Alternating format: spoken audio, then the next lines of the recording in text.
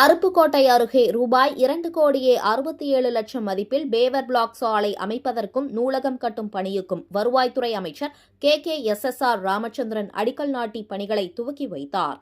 அருப்புக்கோட்டை ஊராட்சி ஒன்றியம் பந்தல்குடி ஊராட்சி சூரநாயக்கன்பட்டியில் ரூபாய் 1,35,00,000 மதிப்பில் புதிதாக பேவர் பிளாக் மற்றும் வாறுகால் அமைக்கும் பணிகளுக்கு அடிக்கல் நாட்டும் நிகழ்ச்சி நடைபெற்றது.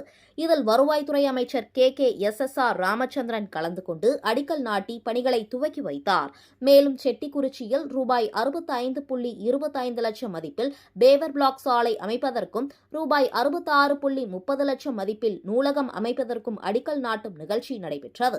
இதில் வருவாய்த்துறை அமைச்சர் KKSSR ராமச்சந்திரன் கலந்து கொண்டு புதிய பணிகளை அடிக்கல் நாட்டி பணிகளை துவக்கி வைத்தார்.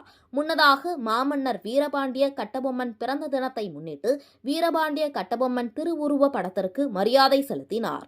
இதில் ஏராளமானோர் கலந்து கொண்டனர்.